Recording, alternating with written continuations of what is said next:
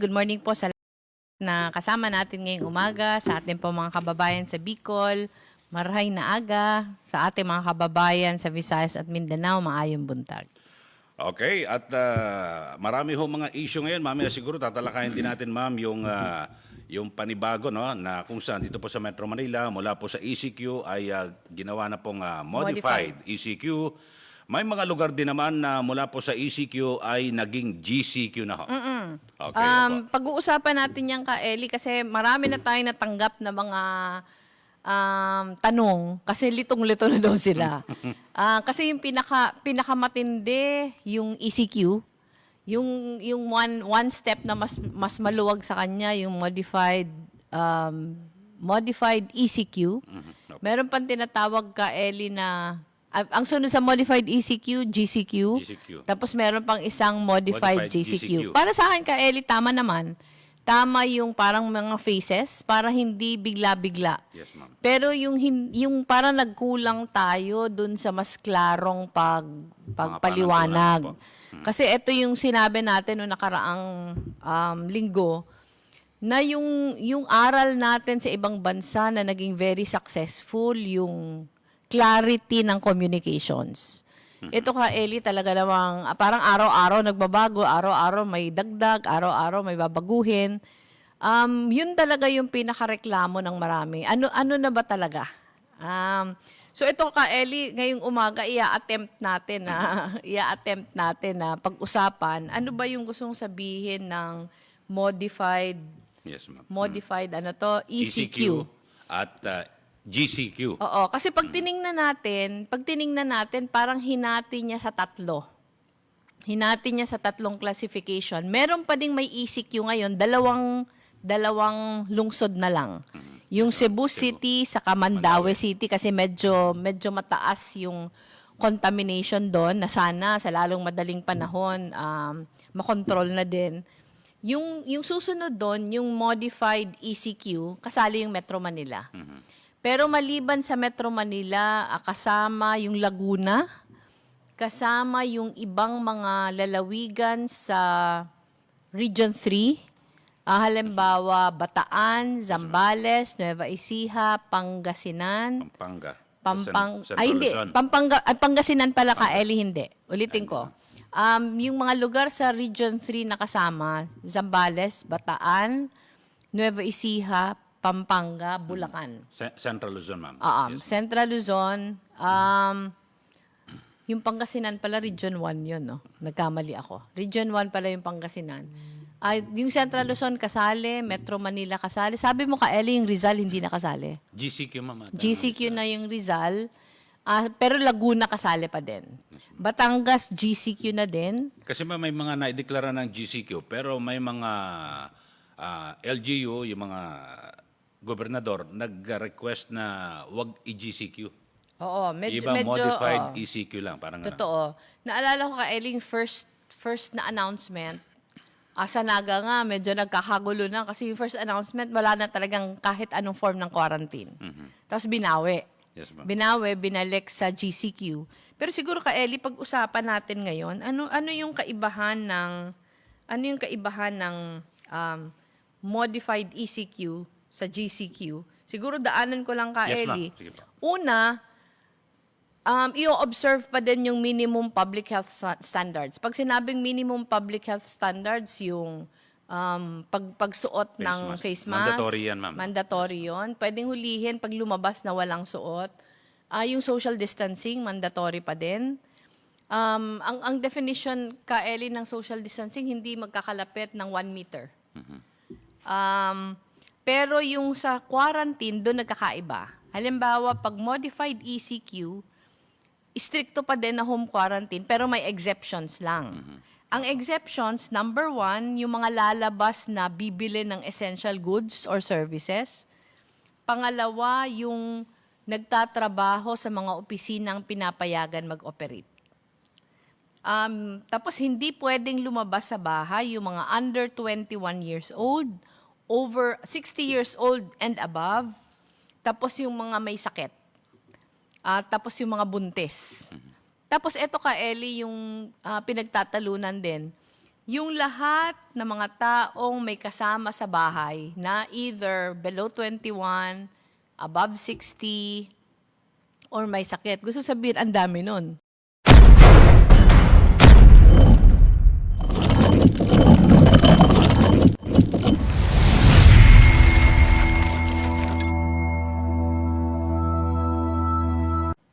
Ang dami kasi marami talagang may kasama sa bahay na gano'n na edad. So, yun yung pinagtatalunan.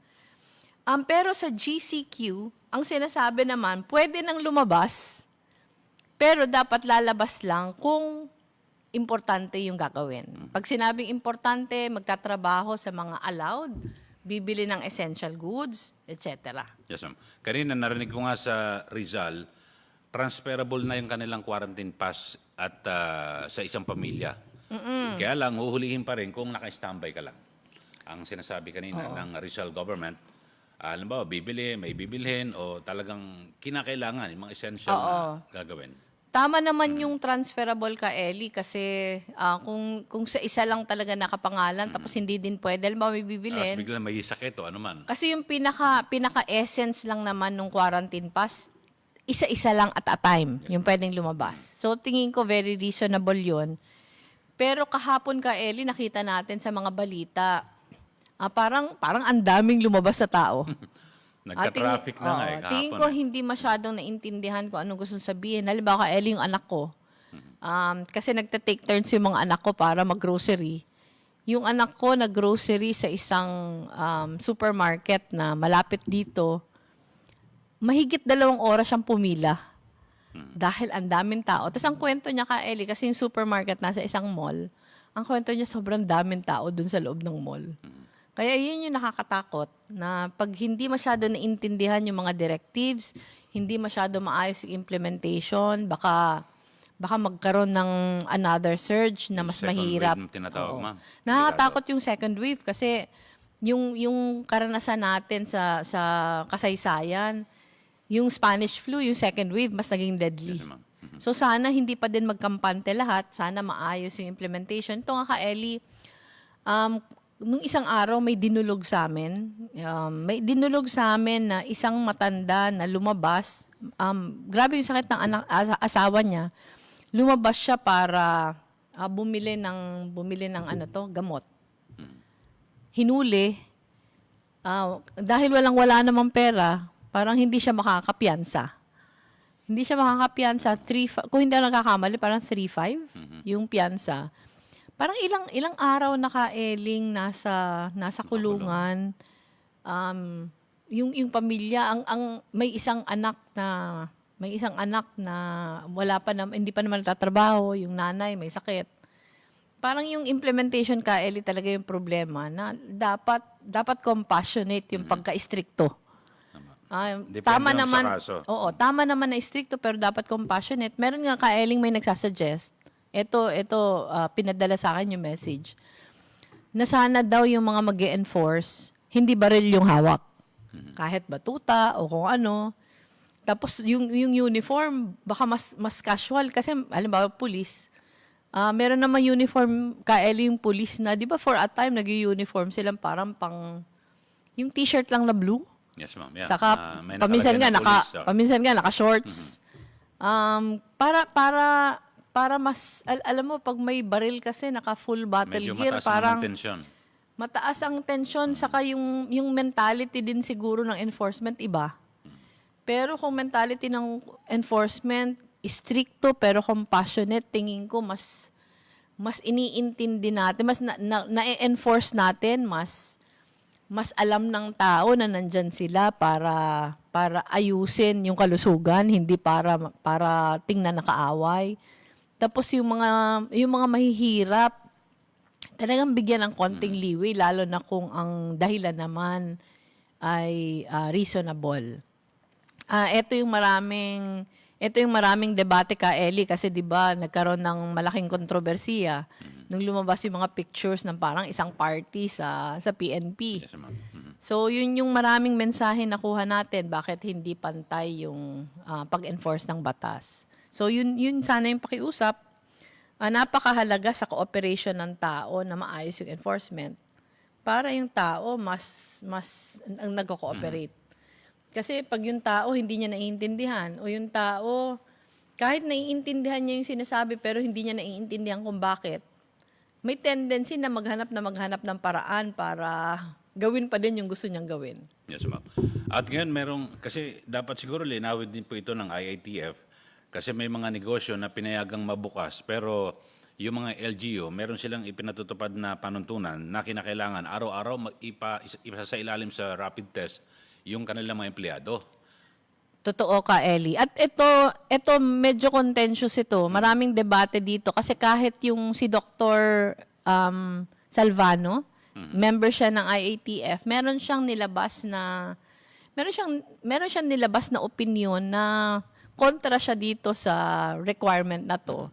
Kasi unang-una magastos, sunod maraming false negatives. Kasi ito Kaeli, hindi niya naman tinetest kung may COVID ka o hindi. Pero ang tinetest niya antibodies. Yes, ma'am. Ay yung rapid testing. And sinasabi Kasi niya na 40% lang, ma'am, na no? totoo. Tapos ang sinasabi niya, kahit may COVID ka na, kung onset pa lang, yung nag-uumpisa pa lang, hindi niya naman madedetect. So baka nagbibigay ng false sense of security. Yung akala mo okay na. Sabi niya, mas effective, okay naman na may rapid test, pero hindi siya gawing requirement. Yes, ma'am. Pero mas effective na ayusin yung mga workplaces na naiiwasan talaga to. I-treat mo yung bawat isa na meron. Para, alam mo yon hindi ka kampante. Pag pumasok na sa opisina, i-treat mo na yung mga kasama mo meron. Para yung yung pag-wear ng mask, yung paghugas ng kamay, yung social distancing na po-provide pa din. Ito Ellie, ito pa yung isang pagkakaiba, yung public transport. Sa modified ECQ, hindi pa din allowed yung public transportation. Ang exception lang nito, kung yung kumpanya allowed na magbukas, tapos nagpo-provide siya ng shuttle service, pwede yung shuttle service.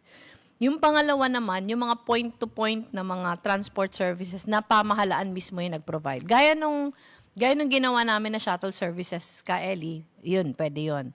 Pero sa GCQ, pwede na ang public transport. Pero pwede na ang public transport, pero reduced yung capacity. Hindi pupunuin yung bus o yung jeep. Tapos sisiguraduhin na may 1 meter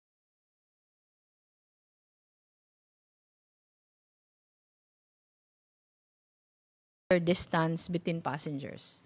Gustong sabihin, dahil modified ECQ pa tayo ngayon, dito sa Metro Manila, wala pa ding public transport. Merong mga inallow na dati hindi allowed. Halimbawa yung tricycle. Yes, yeah, ma'am. Tama. Yung tricycle sa modified ECQ, as a general rule, hindi pa din allowed except yung ina-allow ng DILG o yung LGU. LGU. Oo. Halimbawa Ellie, yung community mart namin, yung dito sa Kamuning area, ilang barangay yun? 9 ba? 9 barangays yata. Basta ilang barangays dito sa area. Yung LGU nag-accredit ng mga tricycle. So, ang usapan lang, yung accreditation ng tricycle, lang siya, limited sa deliveries. Hindi siya pwedeng kumuha ng pasahero. Hindi siya pwedeng magpasakay ng kahit sino, dapat deliveries lang. So, marami pa ding exceptions. Isa pang pwede na ngayon, yung mga bisikleta, pwede na ngayon.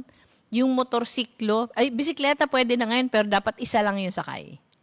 Yung motorsiklo pwede na din, pero dapat isa lang yung sakay. Yung e-scooter pwede na din, pero dapat isa lang yung sakay. Yung personal vehicle, dati naman itong ina-allow, basta merong quarantine pass. Ito pwede pa din ngayon, pero ang limitation nito, 2 passengers per row. So, kung ang sasakyan mo 2 rows, 4 yung maximum. Kung halimbawa yung sasakyan mo van, may mga van na may 3 rows sa likod. So, kung 3 rows, 8 lahat kasama yung sa unahan. So, basta ang rule lang, private vehicles, 2 tao per row. All the rest, PNR, LRT, MRT, mga bus, jeep, taxi, eroplano, bawal pa din under modified ECQ. Yun nga, ulitin ko, sa mga lugar pong GCQ, pwede na lahat na klaseng public transport basta hindi pupunuin at nag-exercise ng 1 meter distance. Ayun. Yes, ma'am. Pero dito ma'am sa may Quezon City ay pwede na, no? Yung tricycle simula sa Lunes. Pwede. Kaya lang, isa lang ang pasahero. Oo. Ito, naglabas na po ang ano no, ang Kahapon yata Yes, nilabas. Kahapon yata nilabas ng QC. ma'am. And then, Pwede Pasig na. yata rin, ma'am. Pasig din. Yes, ma'am. Ito, Ka-Eli, agree naman ako dito kasi talaga namang hirap na hirap yung buhay ng mga tricycle. Siguro lalo na ngayon, at least yung mga mamamalengke, Oo. pwede na sila mag-tricycle. Ngayon, Ka-Eli, 2 buwan. 2 buwan silang walang kita. So, kawawa talaga. So, mabuti naman na pinayagan na. Basta isa lang yung pasahero. Hindi pwedeng more than 2. Okay, so yun po, panawagan po na sa ating mga kababayan na sundin pa rin ho ito. Kasi bagamat general quarantine or modified enhanced community quarantine, may quarantine pa rin. Oo. Dapat talaga maging maingat pa rin tayo kasi hindi biro ito pong kalaban natin, yung COVID-19. Totoo. Tapos ito Ka-Eling sa trabaho. Sa modified ECQ, as a general rule, bawal pa din. Bawal pa din, ang general rule pa din, work from home. Yun yung default. Yung on-site na trabaho, gusto sabihin, papasok sa opisina, exception pa din siya. Meron lang ilang industries, Ka-Eli, na allowed na magbukas at full capacity. Gaya nyo, Ka-Eli, media establishments, pwede na kayong full capacity. Yung production ng semento, saka steel, pwede ng full capacity. Yung mga call center, pwede na full capacity. Saka yung mga export-oriented establishments. Yung mga e-commerce, e-commerce companies, yung mga repair ng computers, repair ng mga gamit sa bahay, pwede na yun. Ang iba naman, pwede nang magbukas pero 50% pa lang yung capacity. Gusto sabihin, kalahati pa lang ng employees nila yung pwedeng pumasok. Gaya nung Ka-Eli, gaya nung parang sa mga malls, sa mga commercial centers, pinapayagan na 50%. Mga hardware stores, tindahan ng mga damit, saka mga accessories, mga bookstores, baby and infant supplies, pet food and pet care supplies, mga sa computers, tindahan ng mga bulaklak, toy stores, pati nga firearms and ammunition trading establishments. Ang sinasabi, Ka-Eli, yung mga pare, mga pastor, mga rabbi, mga imams, pwede na pero hindi pa. Ang pwede lang yung mag-provide sila ng home religious services to households. Hindi pa din pwede ngayon yung mga simba. Ang pwede lang na religious gathering. Sa MECQ, no more than 5.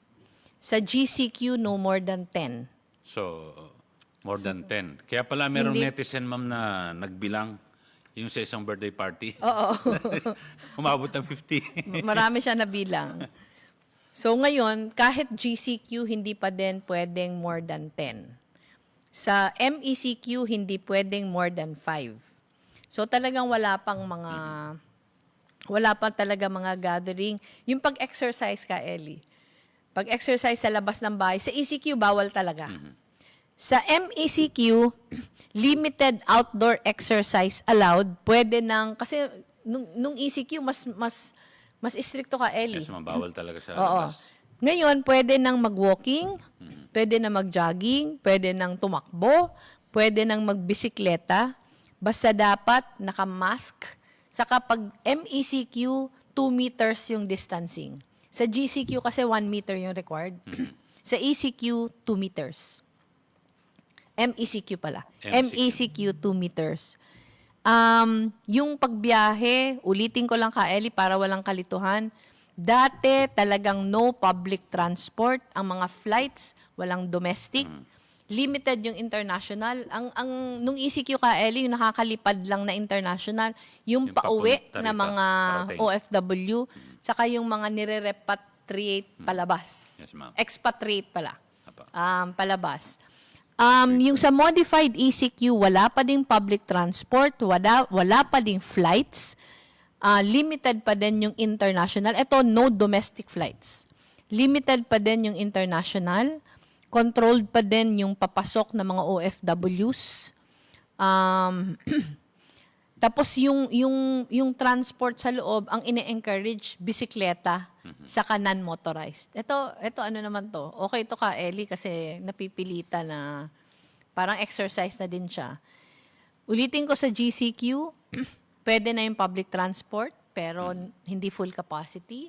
May 1 meter distancing. Yung inter-island na yung sa bangka, pwede na basta mag-observe ng safety protocols. Yung sa mga paaralan, sarado pa din. Sarado pa din sa MECQ, pero parang kung hindi ako nagkakamali, sa bagong nilabas, nalilito na ako ka, Ellie.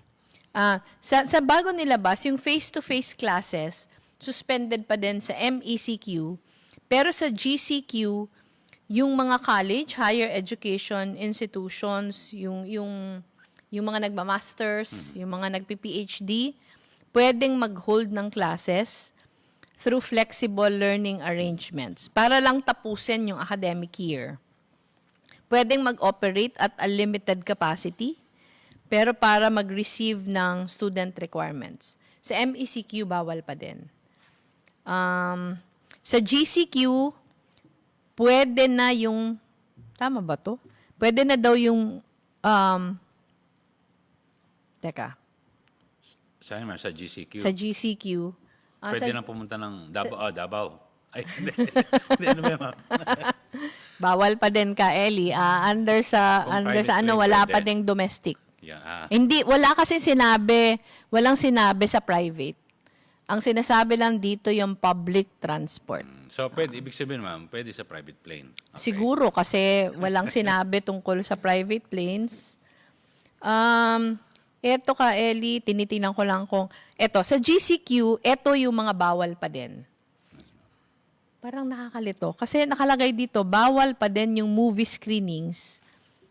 Bawal pa din yung movie screenings, bawal yung concerts, bawal yung Yes, ma'am. sporting events, bawal yung entertainment activities, bawal yung community assemblies, bawal yung mga non-essential work gatherings. Parang sinasabi nga dito ka, Ellie, kahit may opisina na, bawal pa din yung mga meeting-meeting sa loob ng opisina. Kasi yun yung number 1 na daan na nagkakahawaan talaga. Yan, ma'am.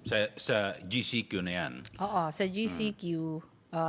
Sa ECQ kasi ka, Ellie, ang sinasabi sa ECQ, yung mga pwede nang magbukas, kailangan nga may rapid testing.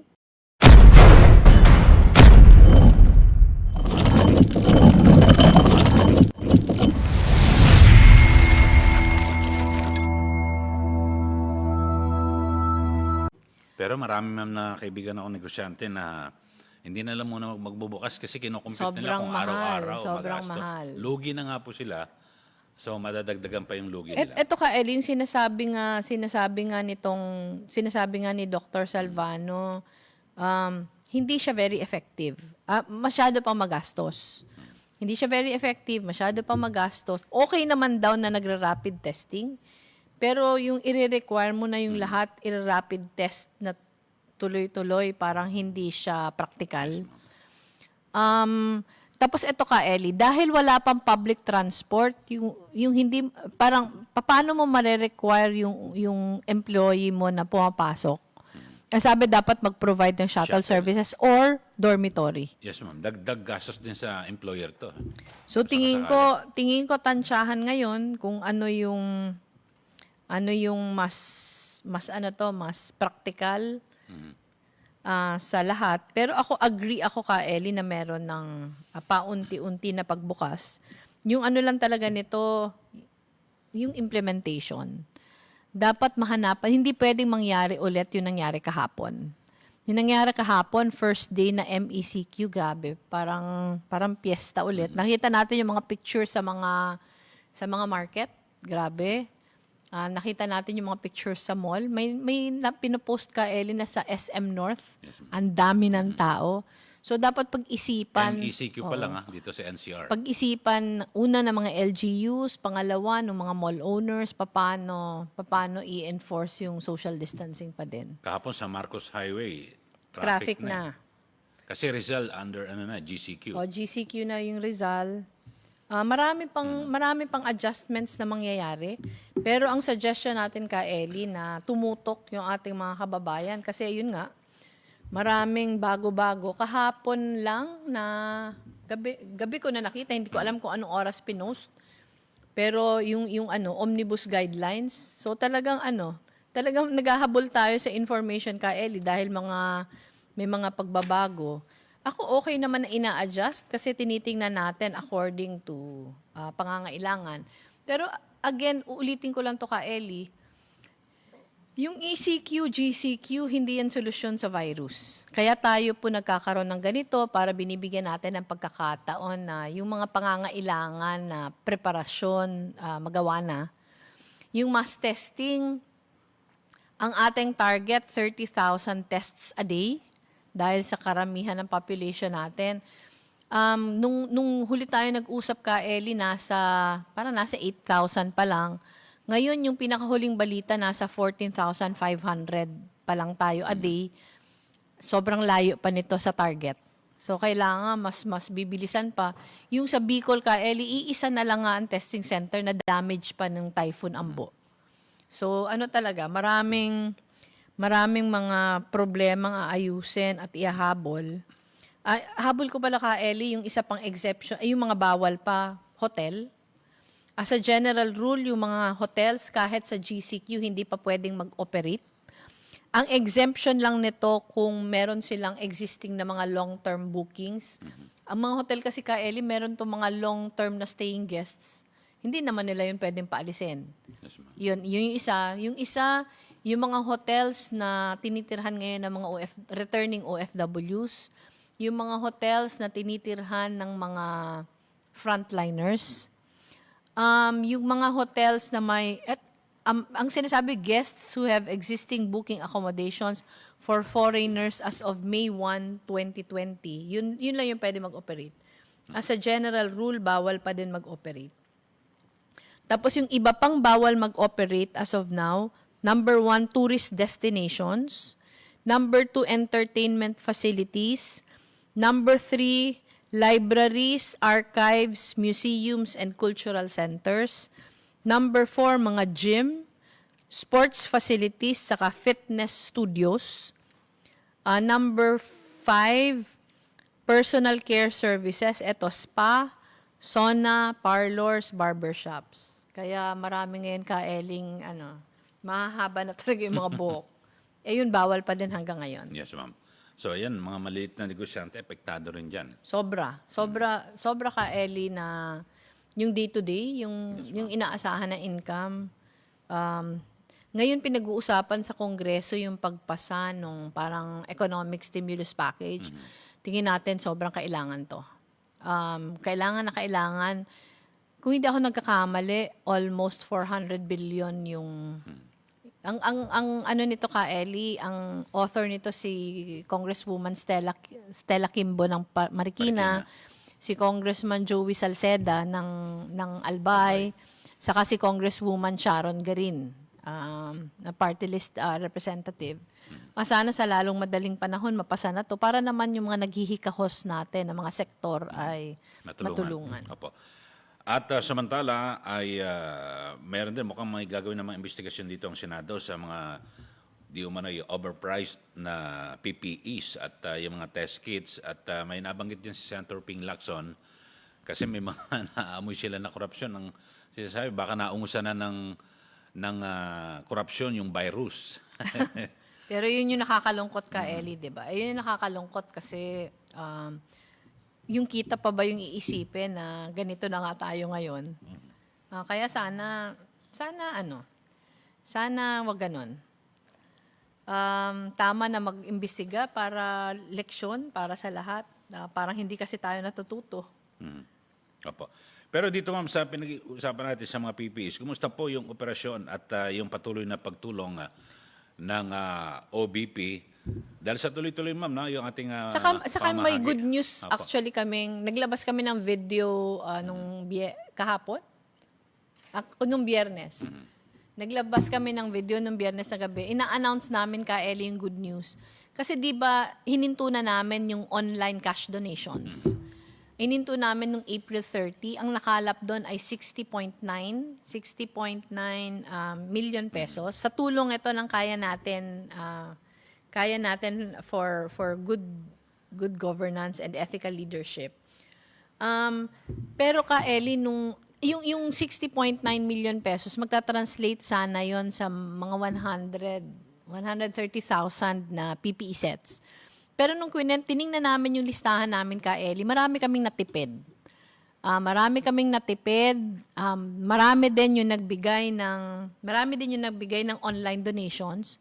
So yung good news talaga namin ka Ellie, hindi na 130,000 yung aming mabibigay. Nadagdagan pa ito ng another 182,000. So ngayon yung mabibigay namin 321,488 PPE sets. As of now, na-deliver na namin 137,000, mga almost 50%. So marami pa kami i-deliver. Yung mga frontliners dun sa na kalap namin ng donasyon, dapat ang maseserbisyohan namin 9,150, pero nadagdagan pa ito ng another 12,000. So yung mabibigyan na namin ay nasa 21,432 frontliners. Yung food and care packages na kasama sa donations, nagta-translate yon sa 12,791. Ngayon, dahil sa mga natipid natin, ang mabibigay natin 15,985. Ito, marami-rami na tayong na-deliver, nasa 80.02 na. 80.02 na.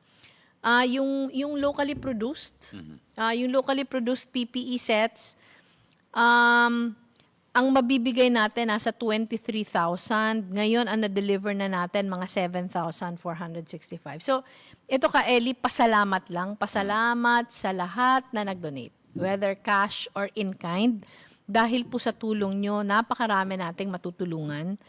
Yung medical supplies, mga 463 na ospital, saka institusyon yung nabigyan natin. Pero ito lang ka Ellie, kasi yung DOH, nagsasabi na din na tuloy-tuloy na din yung pagbigay nila. Yung DTI, ang alam ko, nag-announce sila na ilang hundreds of thousands na PPE sets yung mabibigay. Pero ka Ellie, yung request talaga sa amin, sobrang dami pa din. Gusto sabihin, grabe pa din yung pangangailangan. So, yung mga tumutulong po for PPE sets, tuloy-tuloy lang. Kasi talaga yung pangangailangan, tuloy-tuloy din. Ito ka Ellie, gaya ng sabi ko last time, kaya nakikita dito sa opisina natin na ang daming mga food packs. Ito galing din ito lahat sa private donations. Nagbibigay tayo sa pinakamahihirap na communities. Prioritize natin yung mga fire victims, yung mga stranded passengers. Saka meron kasing mga hindi inaabot. Halimbawa, wala sila sa listahan. Bago silang lipat doon, wala sa listahan. May mga LGUs na nasasakop sila, pero may mga LGUs naman na stricto lang sa listahan. So, yun yung mga binibigyan namin. At least yun yung priority. Tapos yung iba kahit binigyan na, basta mahirap talaga yung community, sinusubukan pa din namin maserbisyohan. So, yun. Yun yung ginawa natin this week. Tuloy-tuloy pa din. Saka ano din ka, Ellie, nung Lunes, yung Lunes pumunta kami sa Medical City South Luzon, sa Santa Rosa, Laguna. Kasi binuksan nila yung kanilang COVID area. Nasa likod dito ng ospital. At least ka Ellie, wala sa loob ng ospital. So, bakit importante na nakahiwalay siya? Para hindi naaapektuhan yung mga usual na services ng ospital. Kasi naririnig natin yung mga kwento na mga hindi tinanggap, mga manganganak hindi tinanggap kasi walang lugar dahil maraming COVID patients na inaasikaso. Pero yung sa South Luzon, magandang model kasi nakahiwalay siya, nakabukod. So, pag COVID patient, dun dediretso, hindi maapektuhan yung regular operations ng ospital. Okay, may nagme-message ma'am sa atin na baka pwede raw na ikumpara rin, no? Yung, kasi napapakinggan nila na napakamura, napakababa ang presyo na nakukuha nyo sa PPEs. At yung kumpara sa binabanggit ng DOH, siguro maganda malaman din. Kami ka, Ellie, ang PPE sets, pag sinabi kasing PPE set, ano yung kasama doon? Ang kasama doon, head cover, goggles, tapos yung mask, depende ka, Ellie, kami usually hinahalo namin, merong surgical, merong KN95, ang KN95 ka, Ellie, parang ganito. Meron ding N95. Yung N95, ang binibigyan namin nito, yung mga institutions na merong COVID patients. Yung gloves, eto ka, Ellie, ang kwenta namin, ilang palet siya bawat araw. Merong disposable gowns, merong shoe covers. Ang head, shoe, gloves, eto yung maraming palet saka yung mask. Ang gloves, ang budget namin 1 or 2 per per frontliners. Ang disposable gowns papalit-palit din. Yung eto ka, Ellie, yung buong set. Yung budget namin dito mga 300 to 350 pesos. Yan nga, kaya sobrang baba. Pag napakinggan natin sa DOH, sumabot ng 1,000 eh. Hindi ko din So, alam kasi hindi natin alam kung ako ka Ellie, nahihirapan akong mag-comment doon kasi Yes, hindi ma'am. ko actually alam kung ano yung binibigay Yung nila. ating mga netizen lang naman ang nagtatanong kung paano nangyari, napakababa na pagkukunan ng OBP kumpara sa DOH. Siguro maganda maituloy yung investigasyon. Kasi kami naman ng ka Ellie, oversight willing committee. naman kaming i-share kung kanino namin kinukuha. Kasi kami, kahit privately funded lahat, ginagamit pa din namin, nagpapatulong pa din kami sa procurement team namin. Tapos talagang ginagawa pa din namin yung nagka-canvas, hinahanap yung pinakamura. Tapos yung ano ka Ellie, hiwalay yun, yung ano to, yung locally produced na mga bunny suits. Kasi ang kasama sa alt PPE namin, yung disposable. Pero yung bunny suits, sa amin ka Ellie, pinakamahal na 500 pesos. Depende kasi sa tele, nag-iiba-iba yung presyo. Pinakamura mga 320, 350. Pinakamahal 500. Pero wala pa namang sumusobra ng 500.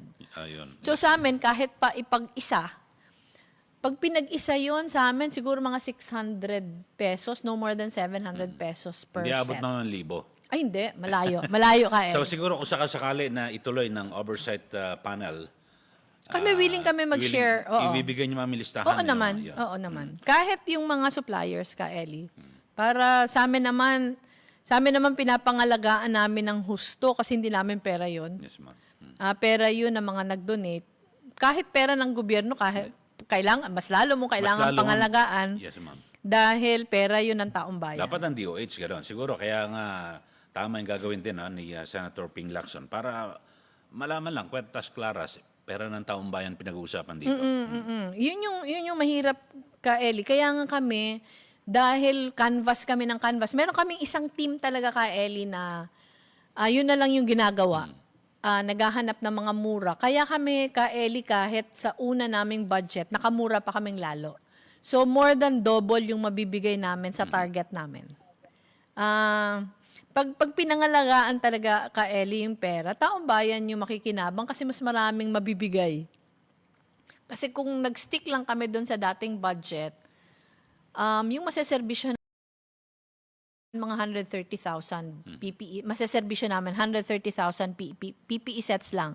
Pero dahil matipid kami, 321,000 yung mabibigay namin. Ayan. Okay. So, ma'am, nasa linya na natin at dumako tayo sa ating istorya ng pag-asa dito po sa Biservisyo. Nako, na-meet ko ito ka, Ellie, ngayong linggo. Napaka-inspiring ng ginagawa nila. Pero kumustahin muna natin ang ating pong istorya ng pag-asa feature ngayong umaga ay si AC Vitangcol. Andiyan ka na ba, AC? Magandang umaga po, Ma'am Ayan. Lenny, ka Ellie. Ay, good Ayan. morning po sa inyo. AC, ikwento Good natin morning po. sa kanila kung ano yung sinimulan mong programa. Kasi ka Ellie, sila yung partner namin lumabas sa AC na sa front page ka ng dyaryo. Yung programa natin nasa front page ng Philippine Daily Inquirer several days ago. Pero ito yung rescue operation, pati ang pangalan AC napakaganda. Pwede bang ikwento mo kung paano nag-umpisa yung rescue operation? Sige po, nagsimula po ito nung may lumapit na frontliner sa atin. Nanghihingi po kasi siya ng contacts ng mga barbers dahil daw po nangangailangan daw ang kanyang mga katrabaho na pagupitan ng kanilang long hair. Sa unang dinig po, napakasimple, no, long hair. Pero nung napagkakwentuhan na, doon po lumabas yung samot-saring issue na kinaharap ng mga frontliners natin pagdating sa long hair. Karamihan daw po sa kanila na i-irritate, hindi komportable sa kanilang mahabang buhok. Oo, Lalo saka pa mga kalalaki. naka-head cover Tama kasi po. sila, no? Kaya mahirap talaga long hair. Tama po. Lalo pa sa mga kababaihan na hindi ganun, hindi nagkakasya daw ang kanilang buhok sa haircut sa PPE. Oo. So, ginawa po natin, nag-post po tayo sa Facebook na mag-PM lang ang mga interesadong maaaring magbigay ng haircut sa ating frontliners. Nagulat na lang po kami na medyo naging viral yung post na yun at hindi lang barbero ang lumapit, kundi mga hospital din. Nagtatanong kung saan gaganapin, kailan gaganapin, at kung maaari daw ba sa kanila din. So, doon po natin minabuti na gawing official ito at pinangalanan po natin itong rescue Ang cute. operation. Sobrang ganda ng pangalan. Salamat po. Ayun, malaki rin po ang pasasalamat namin dahil may mga organisasyon pong willing na makipagtulungan sa amin. Yung pag-asa, So, di ba? po Oo. tama po. Ang People for Accountable Governance and Sustainable Action na siyang nagbibigay ng pondo sa amin upang masustentuhan namin ang mga displaced barbers. At alam mo ba, AC, partner din, na-interview din namin dito sa B-Service yung Lenny, si Katrina ng Pag-asa. Opo. Kaya maganda Opo, na ang nag-partner kayo. So ito, dahil sila yung nagbibigay ng pera, gusto bang sabihin, yung mga volunteer na mga nanggugupit, nabibigyan nyo ng allowance? Tama po, opo. At ang pakay po kasi talaga namin ay hinahanap po natin ang mga displaced barbers at stylists na walang pinagkakakitaan sa lockdown ngayon. Alam naman po natin na sarado ang barbershops at mga salons. Totoo. Kung kaya mas gusto siguro natin na mabigyan ng pagkakataon na magkaroon ng income ang mga no work, no pay na barbers at stylists. Saka ang huhusay nila easy, Opo nga po. Nakakatuwa nga po dahil mainit po ang reception, mainit po ang pagtanggap sa atin ng mga frontliners na ginugupitan. Kasi ito easy, una nyo tong ginawa sa PGH, 'di ba? April 29. Tapos nung ginawa Tama nyo po. doon sa PGH, more than 50 kaagad yung nagpaggupit. Opo, nagulat din po kami dahil ang inaasahan po naming numero noon ay 35 lang. Sila yung nagpatala. Aminado naman po ako na hindi ako taga-industriya ng haircutting. Oo. So, nung sinabi nilang may magpapagupit daw na 35, sige, game tayo. Nagulat kami na, umabot kami ng 55. Tapos kamakailan, medyo umaabot na kami ng lampas 100.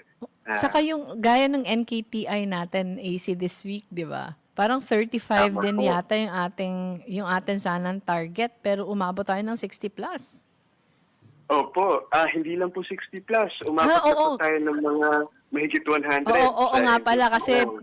other than the 60 plus, may pumila pang iba, di ba? Opo.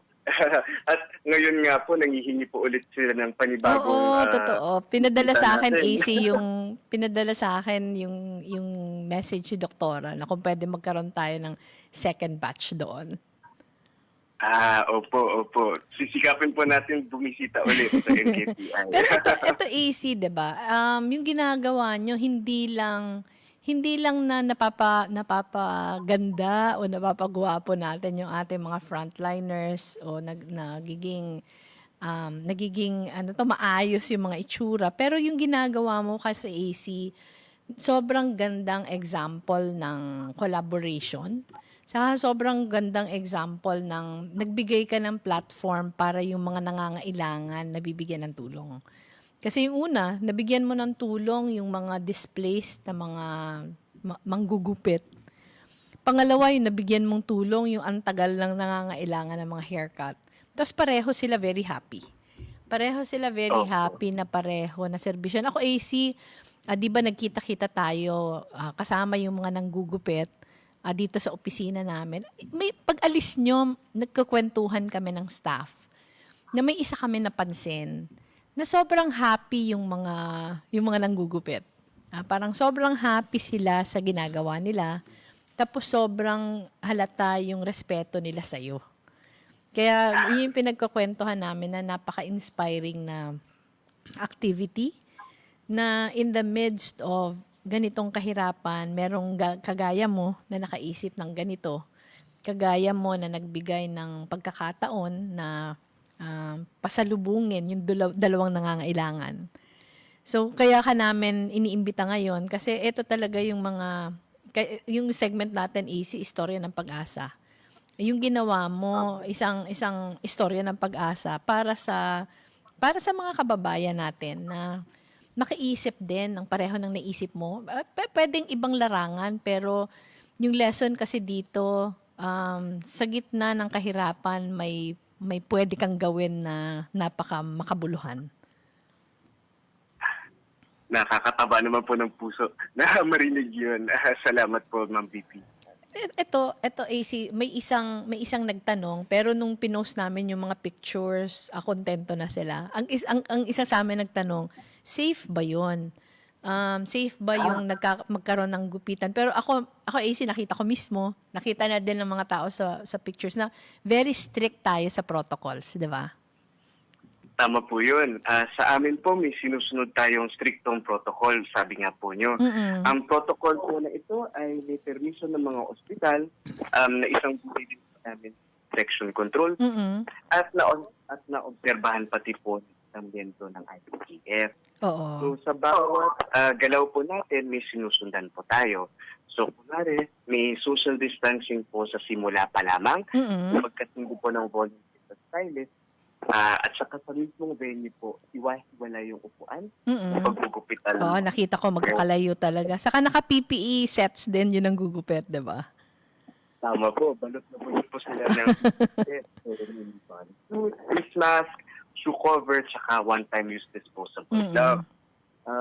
At lahat po ng PPE, pinapalitan ng pagsapit ng tanghali. Liban po dun sa one-time use disposable gloves na pinapalitan natin kada bit. Tapos yung kapa din po, one-time use at pinapalitan din kada bit. Ayun. Tapos ang mga tools din po, tulad ng gunting, slippers at iba pang kagamitan. Sinasanitize talaga. Sinasanitize po natin. Ayun, ako AC, personal witness ako doon. Nakita ko kung gaano kayo ka-stricto. Oo nga po. Nababansagan na nga po kaming okay, pero mainit na pong sigurado. Sige. Ito AC, after ng NKTI namin, marami kami na-receive na ibang request. Ipapadala na lang namin sa'yo para makakaplano tayo how to go forward. Lalo na ngayon na extended pa yung ngayon, MECQ na, pero tinitingnan ko AC, yung mga salon, mga parlor, mga barbershops, bawal pa din. So parang marami pa mga ngailangan sa atin. Oo nga po, mukhang nakakailanganin po natin tuloy-tuloy lang ang laban ng Red Offense. Ayun. Maraming salamat sa iyo, Okay, AC. AC, Maraming salamat, salamat sa mabuhay ka sa ginagawa mo. Maraming salamat din po. Okay, mga kababayan, yan po si AC Bitangkol at isa na namang bahagi ng istorya ng pag-asa na kung saan ay nagbibigay po ng inspirasyon para po sa ating mga kababayan na pwede hong makatulong sa kanyang pansariling, di ba? Kasi ito, 31 anyos, no, batang-bata, pwede namang manahimik na lang sa kanilang bahay. Totoo. At mag-ingat na huwag mahawaan itong COVID-19, pero tumutulong at siyempre sa gana ng kanyang na makakaya. Totoo. So, mabuhay ka, AC. Ay, maraming At marami salamat, kang katulad AC. din na Maraming tumutulong. salamat din sa mga volunteer na mga hairdressers. Napaka-masayahin nila ka, Ellie, at napaka-huhusay. Yung mga nakausap namin na nagupitan nila, very, very happy. Yes, ma'am. Okay, at samantala, meron pa tayong konting oras at bigyan natin ng panahon yung ating mga listeners at yung mga nanonood din sa ating FB Live. Hindi lang dito sa Pilipinas, maging sa iba yung dagat at eto ma'am, yung Ayan, tinitingnan ko na din dito. Marami pong nagpaabot. Pero ito ka, Ellie, basahin ko lang itong isa. Si Hadasa, naku, nawala ko pa naman. Ay, si Hadasa DL. Ang sabi niya, we can report hate speeches because they are unacceptable. Yung pinakamalaking tulong nyo po talaga, pag may nakikita kayong, lalo na pag fake news, i-report. Kasi hindi talaga siya acceptable. Nung nakaraang ilang araw ka, Ellie, marami sa akin nagte-text, nagte-trending ka sa Twitter. Sabi ko, bakit ako magte-trending sa Twitter? Yung pala ka, Ellie, tungkol ito, related ito dun sa pinahuli dahil nagbabanta sa Pangulo. Ako ka, Ellie, in the past 4 years, ang dami ko natanggap na ganito. Hindi lang pagbabanta sa akin, merong mga nagbabantang gagahasain, yung mga anak ko. Yes, ma'am. Ayun sa akin, tama naman na i-pursue ito ng NBI, pero sana patas. Sana patas yung pag-pursue. Lahat na nagiging biktima nito, whether pangulo ka o ordinaryong tao, pag may binabantaan na ganito, kailangan i-pursue natin. Hindi naman pwedeng dahil nasa posisyon ka, ikaw lang yung makikinabang sa batas. Ako ka, Ellie, nagagalit na nga sa akin yung ibang supporters kasi hindi ko talaga pinapansin. Para sa akin, ang dami kong trabaho para pansinin kayo. Pero yung ordinaryong mamamayan, pwedeng makatulong pag nag-report. At yung nag-i-implement ng batas, sana pantay yung implementation. Yes, ma'am. Okay, pwede naman bumatikos At yung tinatawag na constructive criticism, okay yan. Oo naman. Pero wag naman yung sobrang paninira. Ako nakita ko rin ma'am sa Twitter yung post laban sa inyo at pati sa mga anak. Grabe ho talagang Grabe below the talaga belt. ka, Ellie. At ang mahirapan nito, ang ibang fake news peddlers nagsusweldo pa sa gobyerno. Ano ba naman mensahe binibigay natin? Yung ordinaryong tao na nagkikriticize, hinuhuli. Pero yung fake news peddlers, sweldohan pa ng pamahalaan. So ito talaga yung nakakagalit na okay naman na ini-implement nyo yung batas, pero sana pantay-pantay yung implementation. Ito ka, Ellie, mag-hello lang tayo sa mga nagpaabot ng kanilang, ang dami na naman natin ka, Ellie, mga kababayan na nasa labas ng Pilipinas na nagpapaabot ng pangungumusta. Si Renny Gachi, from Virginia Beach. Virginia Beach sa US. Si Oscar Takalan from Brisbane, Australia. Malu Mora Agapito from Hong Kong. Pasalamatan ko pala ka, Ellie, yung mga kaibigan natin. Yung mga kaibigan natin ka, Ellie, sa Hong Kong, sobrang grabe talaga yung tulong nila. Nag-ambag-ambag para makapagpadala ng kanilang kontribusyon. Tinutulungan yung mga kababayan din natin doon na nangangailangan. So maraming salamat sa inyo. Eto si Julius Regner from Cebu Province. Ako, Julius, mag-ingat kayo. Mag-ingat kayo dyan. Sana hindi na lumaki pa yung problema natin dyan sa COVID. Eto si Ofelia Katimbang Andalis, Lanzarote, Spain. Wow! Lanzarote, Spain. Hindi pa ako, Kaeli, nakakapunta sa Spain. Sabi nila, sobrang ganda. Sana one of these days, makapunta tayo. Jessie Espanyola from Taiwan. Ayan. Kumusta po yung mga taga-Taiwan? Napakapalad ng mga taga-Taiwan, Kaeli. Napakahusay ng gobyerno nila. Lalo dito sa pagsugpo ng COVID. Ma'am, babae presidente nila Oh, rin babae. Mahusay. Mahusay. Pinapanood ko, Kaeli, At matapang. napakahusay. Kahapon ka, Ellie, pinapanood ko yung sa Vietnam. Sobrang husay. Sa Vietnam ka, Ellie, 300 plus yung nag-positive sa COVID. 0 deaths. Yes, ma'am. Sana ganun din tayo, no? Pero kahapon, pinapanood ko yung British expert na nasa Vietnam. Ang sabi niya ka, Ellie, ang pinaka magandang ginawa ng Vietnam, first case, nag-shutdown na ng flights from Wuhan. Every time nagkakaroon ng contamination sa labas, sinashutdown nila yung flights. Nauna yung Wuhan, sumunod South Korea, basta nagkakaroon, tapos sumunod yung UK, basta nagkakaroon ng contamination, sinashutdown. Tapos Pati yung... sa contact tracing, may app sila eh. Totoo. Tinalo pa tayo. Saka yung quarantine nila, Eli. Tapos ang kagandahan ng contact tracing nila, hindi lang yung first degree, Yes, ma'am. second hanggang third degree. Gusto sabihin, halimbawa ako yung positive, ikaw yung na-expose sa akin, yung lahat na na-exposean mo, Yes, ma'am. at yung na-exposean mo, nako-contact trace pa nila. So, sobrang husay. Hindi nila kinailangan mag-mass testing. Yes, ma'am. Hindi nila kinailangan. So, laking tipid. Parang sinasabi nung ini-interview kahapon na ang daming natipid nung pamahalaan dahil sa maagap na pag-respond. So mabuhay kayo. Eto si Domingo Rafer Vedad. Galing siya sa Calgary, Alberta. Naku, meron napakalungkot na kwento doon ka Eli sa Calgary. May Pilipinong namatay. Tatay siya ng isang nagtatrabaho doon na Pilipino. Pumunta lang siya para magbisita. Pero dahil siguro sa age, dahil immunocompromised, doon sa workplace nung anak niya nagkaroon ng outbreak, yung nahawa yung tatay. At namatay siya. So, nakakalungkot. Ito nga, ilalapit din natin to sa DFA na sana matulungan na maayos kaagad yung mga papeles. Ito, Virginia din, Jimmy Ocampo, Lenny Ann Verdadero, Hong Kong, Selly Macapagal, watching from Parañaque, Mabel Flores from Iloilo. Nako, Iloilo sobrang husay din, ka Eli. Sobrang husay din nila sa pag-respond. Apo. Ang dami nito, Okay, pero so oras pasensya na. na po. Wala tayong oras. At bago tayo magpaalam, ma'am, ano po ang inyong mensahe sa ating mga kababayan nationwide at maging nakikinig at sumusubaybay netwide? Eto ka, Eli, pakiusap ulit. Pakiusap na wag po tayong kampante.